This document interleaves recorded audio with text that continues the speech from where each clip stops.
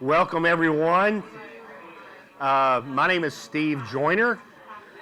I am the, oh yeah, there you go. I love that. I'll pay you in a minute, Joanne. I am the Dean of the Institutes here at Lipscomb and the soon-to-be named College of Public Service and Leadership. We're going to be offering a degree in public policy and leadership in the fall, and so we're excited about that. But I also direct the Institute for Conflict Management here, and that's what I've done for several years. And ICM's excited to be a part of this. They asked me to spend a few minutes with you guys on the kinds of skills it takes to deal with people in your world, right? Do me a favor, and just for a minute, we don't have a lot of time since I started late, a lot of time, at your table for a couple minutes, talk about the biggest person or people problem you have right now, just at your table. Just what's your big challenge? Please don't point fingers or name names, okay? But if they're in the room, keep it anonymous. But what's a big person problem? Yeah, Joyner is the biggest problem that Kim has. All right, let's kind of bring it back up here. I noticed the front table, they were all pointing at Kim when they were talking. I don't know if there's any connection between y'all guys pointing at Kim while you talked and people problems, but you know, things happen. Back here at this table, what's one example of a type of people problem you guys run into? I was saying we got admin staff with, more like banker's hours, and then program outreach staff that'll be there at 9 o'clock at night on weekends. And so there's this resentment sometimes. Okay, resentment. You guys seen some of that before? The resentment of that, and is it resentment from the outreach team that they're not getting enough? In fact, they're getting enough out of admin. Is that what I hear you saying? Like they'll be working a show late at night, and we're wondering where everybody else is, or having to have meetings and not have the same schedule. That's a good point. And and people have different expectations about their job and what's there. I remember asking an admin one time in my college, I said, could you be here for this event? And her response is, now, do I get overtime when I'm here? And my first response is, I don't get overtime when I'm, right? And so you start thinking those things when they're there. How about over here? What's a typical people problem for you guys? A difference in approach and philosophies of how to treat a person who is homeless and deals with severe physical. Right. And you're talking about, pure philosophical differences, right? So one side would be what? Give me an example of what would be one side. Yeah. Harm reduction approach to addiction. Right. Where relapse is part of recovery versus more of a abstention, where you relapse, you're gone. Right. And there's this collision of and it sounds like collision of philosophies. And that can be even more concrete than that. Okay, please do. If I have a patient that has severe medical issues and pain problems because they've maybe had surgery, but we are in a setting of recovery, when you deal with a lot of people that are very recovery-minded, they do not want to give people their pain medications because they think, well, you're an addict, so that's worse, that's bad. Right. Addicts have. And so fear of relapse, they won't give them their pain. That. They don't get that concept, but they still need pain medication. So it's a real conflict. It's a very and we talk about how do you have good productive work and conversations when there's huge philosophical differences. Sometimes you can't. Sometimes it is so different that you kind of have to blow the system up and do something else. But many times you can find ways of still working together. Good point. How about at the front table here? I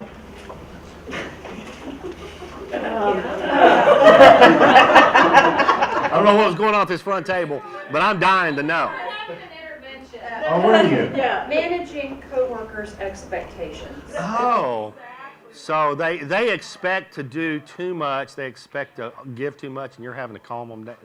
Is that what you're saying? Yeah. Sometimes there are situations like illness, missing work due to snow days, and your kids being in school, and just those kind of things where it's not really a level playing ground. Right. Okay. Because of family issues, kind of get. Sure, absolutely.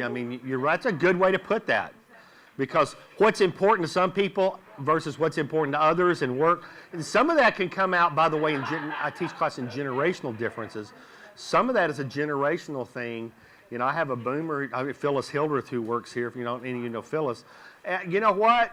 Jesus could come back And then have the second coming and the rapture, and Phyllis will be down at the office. Because we know where she is, because at 7:45, Phyllis is sitting at her desk, you know. And then we have some of our younger employees, you know, and they come rolling in a little bit later and all that. And Phyllis doesn't say, but she gets that Phyllis look, you know, they walk in like, what's going on? You've had the Phyllis look. And so you have that tension that goes on between different expectations. And I would think, I don't know for sure, but I think in the nonprofit setting, it may be exacerbated because people feel like they're giving of themselves in some ways already. Is that fair enough?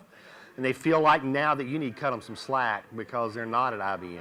That got kind of, okay, real quick, over here. We had accountability, communication, obviously. Emotional maturity. Yeah, so like pick one of those and expand a little bit. Doesn't matter which one. Emotional maturity, just being able to resolve conflict in a way that's appropriate given someone's history and background, and not knowing how to approach them sometimes when all the correct ways of doing things don't always work out because of their level of emotional maturity. Oh, that's a good point. Really interesting. It turned into a popular reading book, but some work by a couple of researchers named Hersey and Blanchard some real years ago, called the Hersey-Blanchard Power Scale. And might look at that, talking about emotional maturity and how people respond to pressure based on emotional maturity. Really interesting stuff. Now it got then commoditized like any good research does and became situational leadership, which is, yeah, okay. But the scale is fantastic. It's the Hersey-Blanchard Power Scale, and talks about how you engage people based on their maturity and difficulty. And for many of you guys who are leading these entities, your emotional maturity is really high. I mean, you're running a nonprofit, which means you've got really good EQ, right? You're helping people move along, but you bring an immature person into the system, and the kinds of ways that you bring people along, you know, I'm talking about the more nuanced ways to bring them, don't work. It's going right over their head. And then you resent having to drop down and be coercive and threatening. But it could be that's the only thing they understand. And it's kind of fascinating work. It's kind of controversial, but it's interesting to look at. What I want to do is spend a few minutes kind of talking about how we engage difficulty, right? Just generally. You don't have much time to do anything else. And if you like that, April 15th, we're having our Southeast Conflict Management Conference right here. And it's people come around the world. Our guest speaker is Anders Rasmussen. The keynote is the retired Secretary General of NATO, and he's going to talk about what's going on in Eastern Europe and Ukraine. Terry Waite, who is the hostage, is going to be here again, plus classes in all these arenas, including nonprofits. So get a little bit more on that day if you're interested. But let's talk for a minute. A couple things I'm going to have. You can get a master's. By the way, I'm hyped up on NyQuil and cold medicine, so there's no telling what's going to come out of my mouth, okay? My filters are gone, so this is the day. All right. What little filter I had is gone, all right? So you can get an entire master's degree in conflict management if you want to, come on, all right? But about 80% of the junk you deal with, 4 or 5 big ideas will manage it, all right? And that's what we're going to talk about, is the kind of 4 or 5. One of those is tension and conflict, difficulty leads to both danger and opportunity. Now that sounds trite, but it's important to remember, is that for some reason we Americans tend to be kind of bipolar. Everything's awesome or everything's terrible. And we tend to do that with difficulty too. I mean, I am a glass half empty person. And so if I won the lottery, if I won $220 million in the lottery, what's the first thing that comes out of my mouth?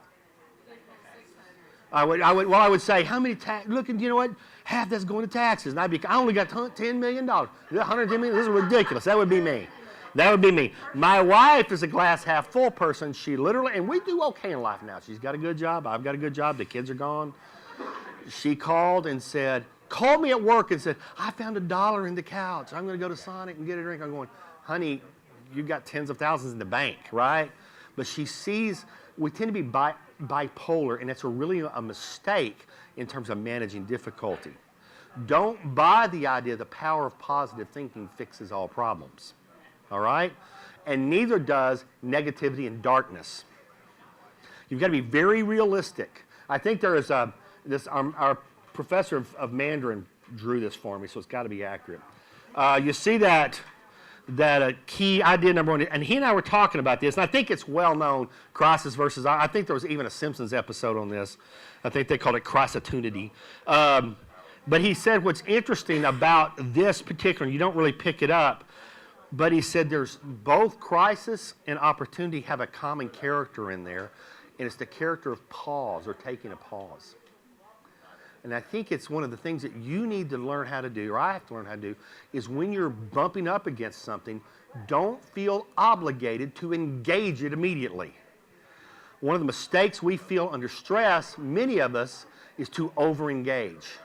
Some of us under-engage, but many of us want to, is that making sense? I want to get in there and I want to make it better.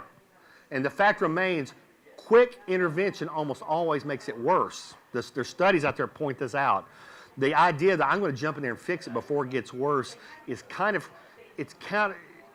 a counterproductive way to be engaged. You've got to find a way to back off and think through what's happening, even if it's a 10-second pause. Anybody here use Outlook? We don't, but anybody here still use, Did you know there's a recall button in Outlook when you send an email? Yeah, what, is it 10 seconds? It's like 10 seconds, you can get it back, right? Well, if Microsoft knows you need 10 seconds to pull back that stupid email, you need 10 seconds, 10 minutes, or 10 days to figure out what you're going to do. And no one is obligated to have a conversation you're not ready to have. No one has the right to force you, even a boss, to force you to have a conversation at a particular moment when you hadn't thought about it. And I got a great boss, but he's the master walking in the middle of the day and saying, hey, we need to talk, and bringing up something in a hard thing in the world, because Dr. Lauer's a strong personality, right? And it's a hard thing in the world. Say, Dr. Lauer, I'm not ready for that conversation. Because he is. He's been thinking about it all day, right?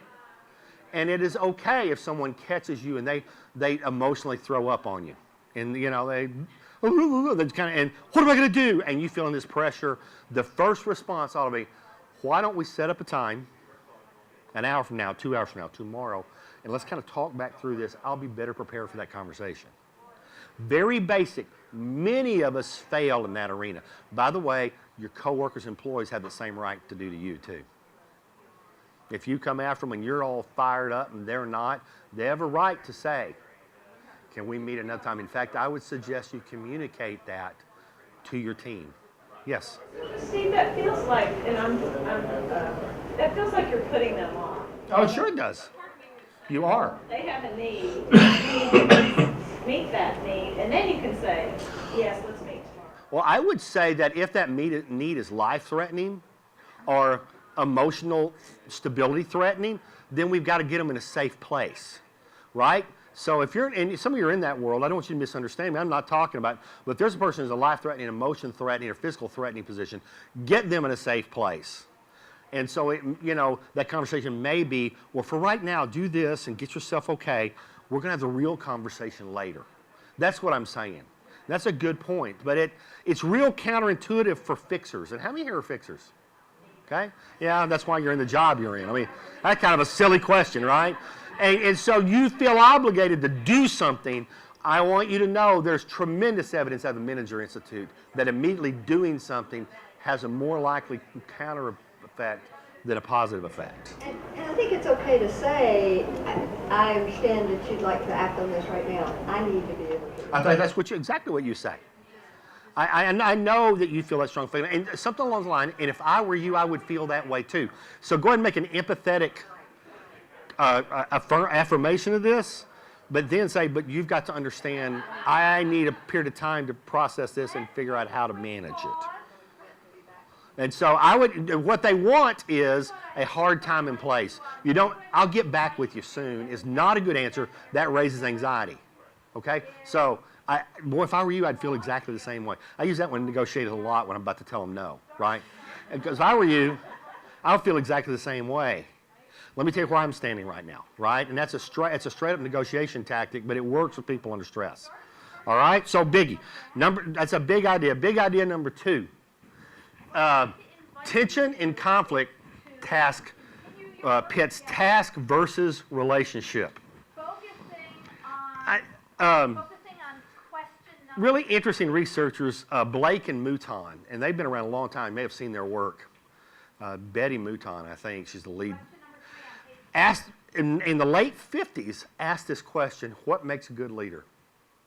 That's a pretty good question. There's volumes written, right? You go in the bookstore, there's shelves full of leadership books. 90% of which are just recycled, same thing somebody else has ever said, right? But Blake and Mouton asked that question, and they began to study it. University of Michigan, and here's what they said: genius, right? And all leadership is about getting stuff done while keeping relationships with people. Well, duh, right? But you think about it, that's pretty brilliant. All leadership is about getting your stuff done and managing getting stuff done on the linear side of how badly you need relationships with people while you do. Because I can get stuff done and tick everybody off, no problem. And I can keep everybody happy and get nothing done. Both those are easy.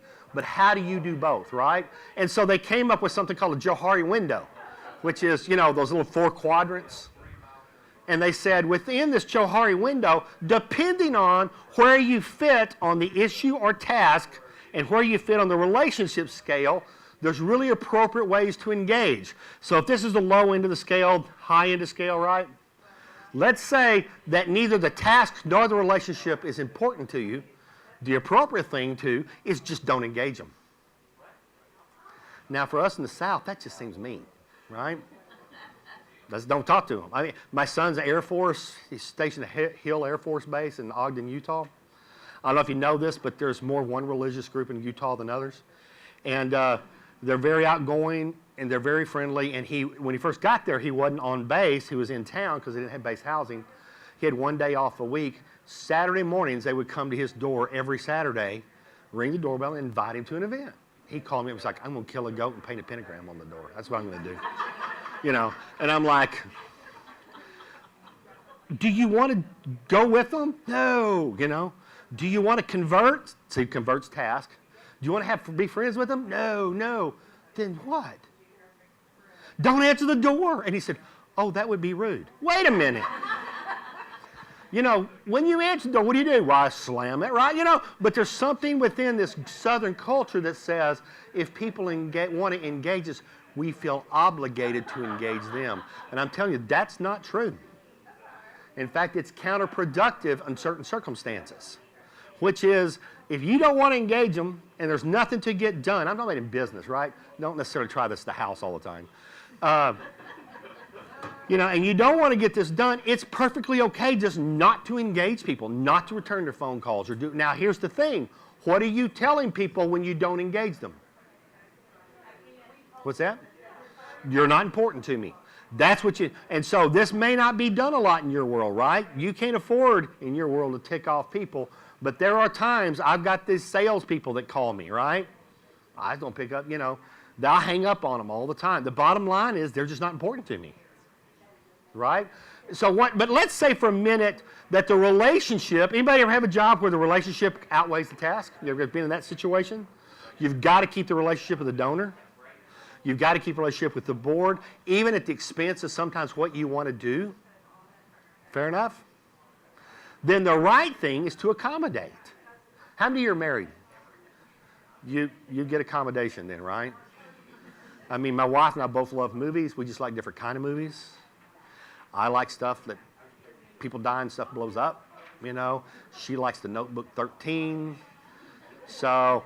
And we've been married 32 years, so we don't really fight. We get married. Kids are gone. There's not a lot to fight about at this point. Kids are gone, and we don't argue a lot. So what we do is avoid it until we get there, and we both stand. Seriously, we'll stand in the movie thing, and I go, "Oh look, there's another Liam Neeson movie." And she's like, "Oh look, Notebook 13. What do you think I'm going to go see?" Hey, Mom ain't happy. By the way, Syracuse did a study, and that's true. They went to marriages of over 30 years, and they were looking for the one common denominator for the marriage being happy, and it was, don't tick off the wife. Seriously, I know that sounds sexist, but read the study. Is the guys are like, with whatever baby wants, and so it is this whole thing that goes with that. But it's okay. For some of you who are real for some of you, you're driven and accommodating is difficult to do. Right? It's hard to not get your way, to let stuff go, to watch your vision back up for the common good.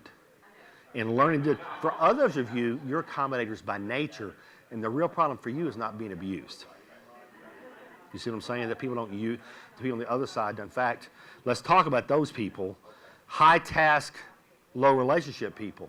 So if you're in a job or a role where you've got to get something done and it doesn't really matter what the other person wants at all, then it's okay to be very competitive, very directive. One of our clients for the Institute has been Vandy, well, several medical systems, right? Reason we were invited into Vanderbilt, at one point, and I'm not sure it's still there, I think we improved that, they have 19,000 nurses at one point. I think there's fewer now. But there are. Well, we brought in 19,000 nurses with a 30% turnover rate annually, right? You figure $18,000 to $22,000 to train a nurse, you're losing 600 nurses a year. So they, being a research hospital, they began to ask the nurses why they're quitting. It wasn't benefits, it was conflict within the floors, right? So they brought us in. Where do you think the highest turnover was? Just give me two departments. What do you think it might be? ER was one? Nope, labor and delivery had a one. Med-surg, no, med-surg had the lowest. Nope, ICU had the lowest. Med-surg was number one, and was number two, and ER was number one. Med-surg, neonatal ICU was the lowest. What we found out is, what's the difference between, those are more long-term relationships. People tend to be in there for a longer period of time. You tend to work in teams, and you say this, and you tend to build relationships, right?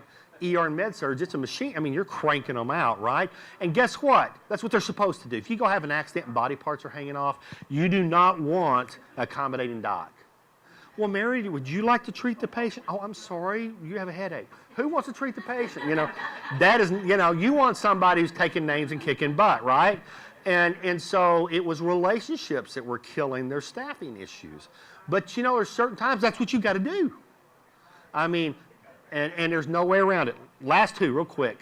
Compromise, that's you cut a deal and you cut a deal, we both lose, and let's just move on. It's amazing how a lot of people think that's the ultimate leadership skill. You know, I don't know how many times I've heard some leaders say, well, you know, it must have been a good decision, wasn't anybody happy? Yeah. And there are certain environments, real quick, that works when there's not principle or deep run emotion involved. So if you're negotiating something and the people don't have a principle against it, or for example, two different philosophies, you can't really compromise, it's hard to compromise those two philosophies, right? And you really can't ask them to back off their philosophy because they'll be unhappy.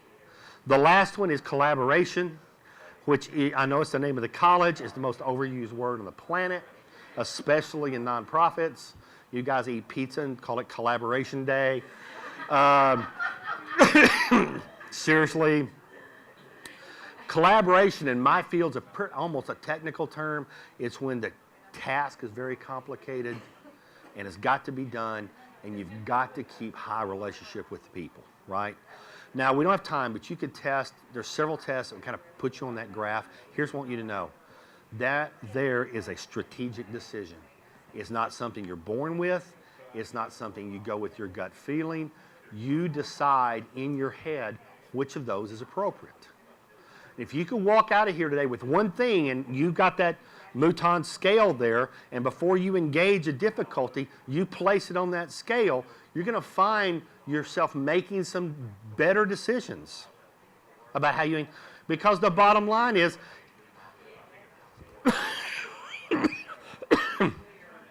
I tease, y'all know Dr. Lowry's in my, it's great to run the area that the president of schools has expertise. He will always come to me and he'll say, we need to sit down and let's collaborate and come up with something. But what do I know? Is he's already decided, right? And so many times, if it's something you've decided, to put them through a collaborative process is a charade. Does that make you see what I'm, anybody ever been put through one of those? You feel used, right? At the same time, if avoidance is the correct thing, don't engage it. So know that scale and move on. I wish, I had more time to spend time with you, but what happens, this is the last couple ideas. What happens, however, when people take advantage of you and your good nature? Has anybody ever had any difficult people to work with? Anybody who made life difficult for you by either being passive aggressive or overly aggressive or just flat out acting crazy, right? All right. I'm going to give you a actual skill to keep you from being exploited. And it works 100% of the time for what it's designed to do. All right? Axelrod is the name of the skill, and I promise you it works. Now, it's not good for winning friends.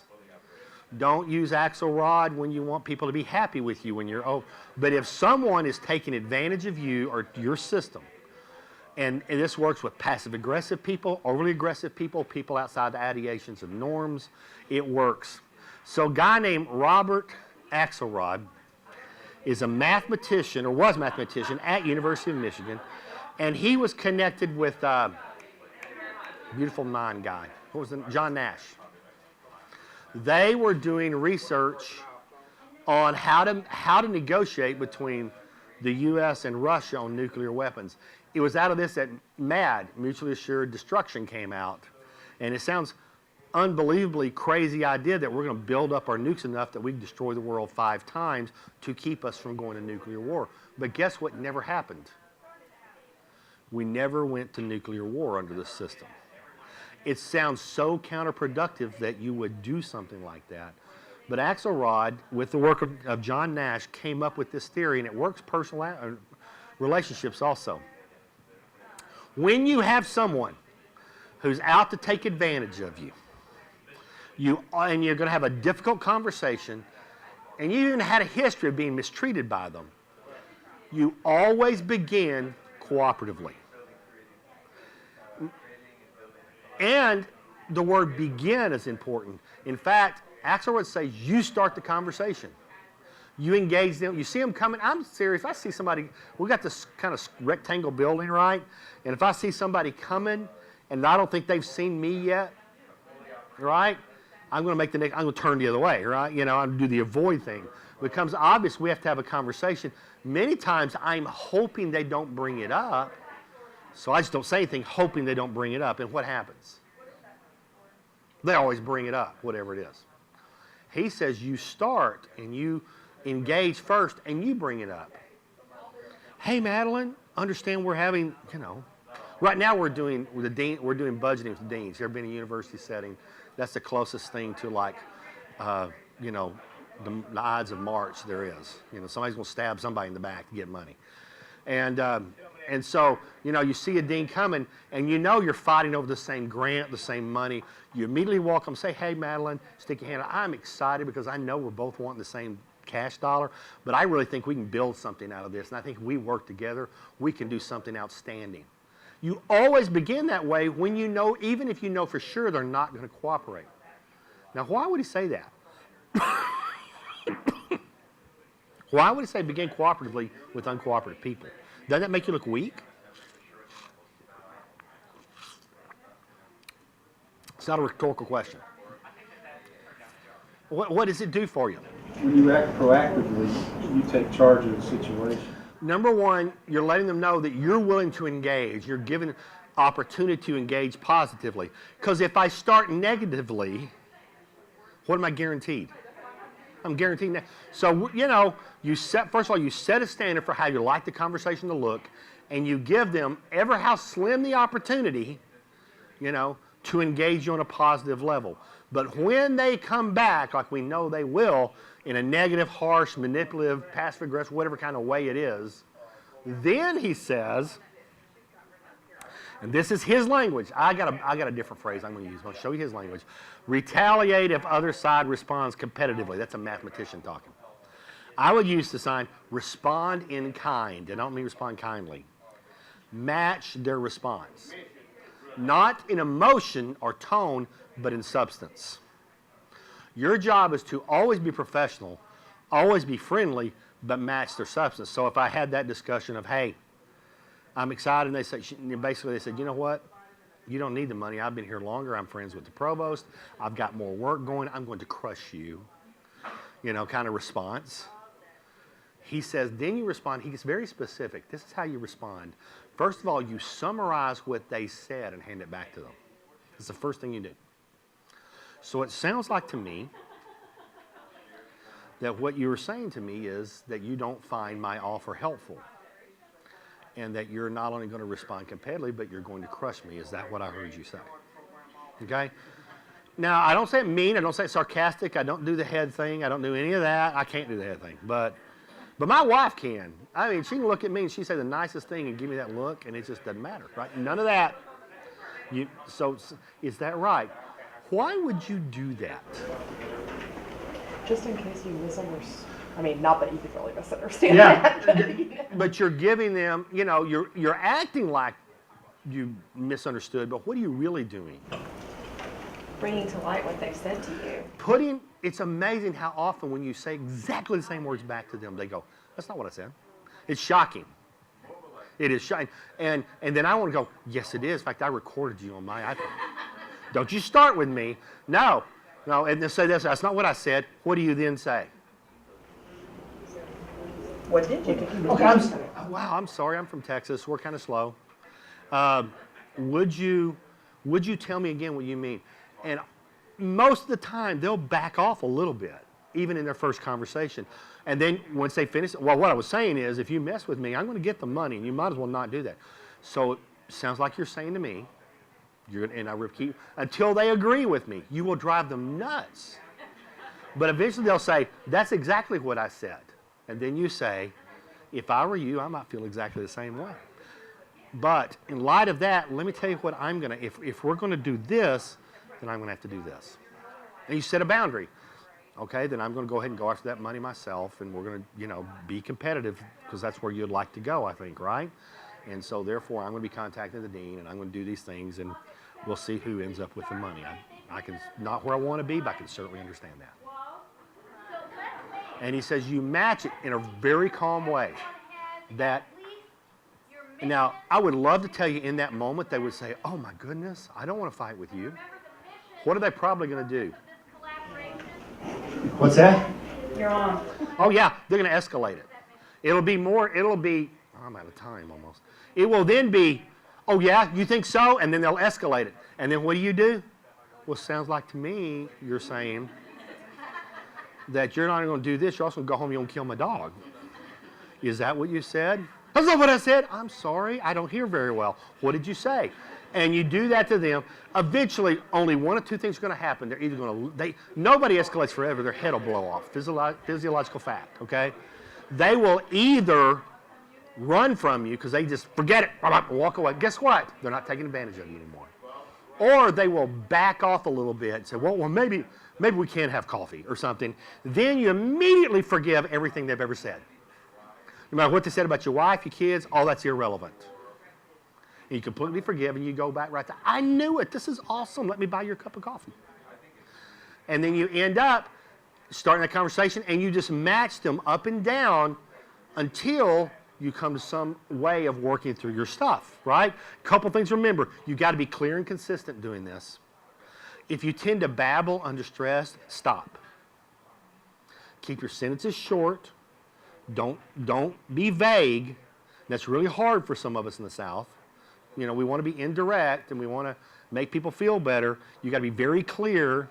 I remember moving. Texas is not a southern state. It's like a whole other universe, right?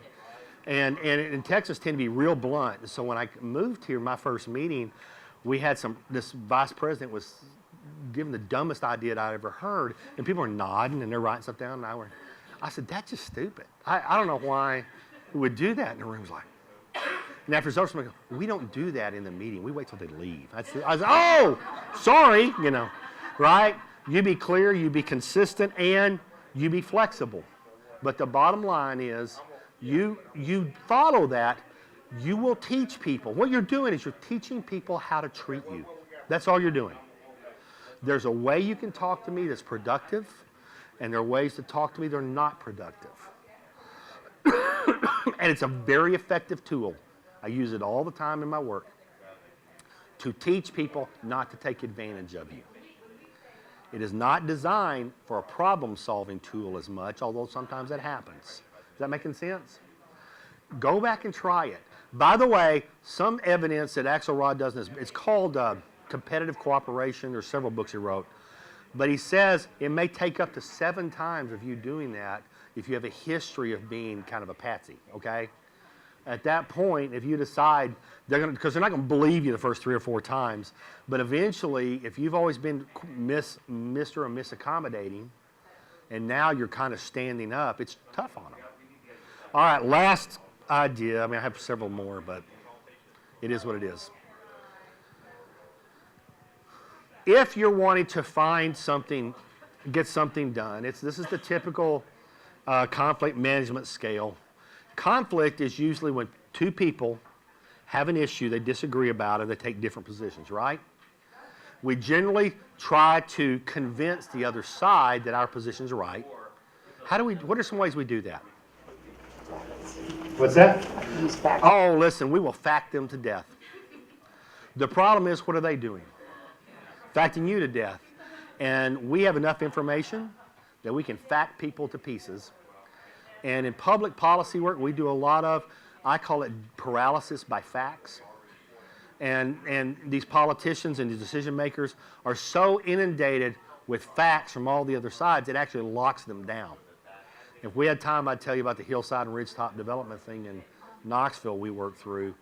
And the bottom line is the city council and county commission got so confused by the varying narratives out there, they didn't know what was true. But when we're brought in as an institute, what we try to convince people is that really most people, what they want are their interests met. And their interests are many times not the same thing as the positions they're taking. Fair enough? And if you can meet their interests, you may be able to get them off their positions.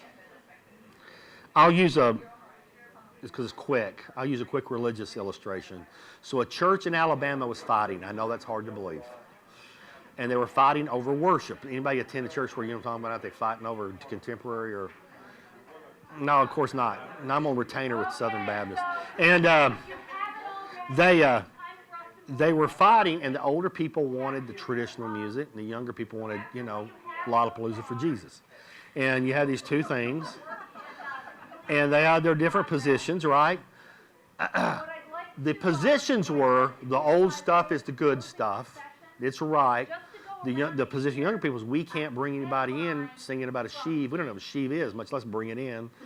And so they're saying it's irrelevant, right? That's their positions. We work through, what do you think their interests were? Real quick, what do you think the interests of the older people were? What's that? Faith and tradition. It's interestingly enough, it was all the world around us has changed, and this is the one place that hasn't. And now we don't feel like we're being heard anymore. What do you think the younger people were saying? We don't think we're being heard around. People aren't listening to us. It wasn't about music, it was about not being listened to. So we structured them into all kinds of work where we forced them to be together and talk and listening teams about everything but worship. And over the next year, they figured out their worship mess because they learned how to talk to each other. See what I'm saying? A lot of times we're too busy trying to fix the issue to listen for the interests. So I challenge you to become a listener. In mediation or conflict, about 80% of your time should be questioning and listening, and about 20% talking. And I know you have a lot to say, but you're not going to talk them into your position. You will listen them to a place where you can work.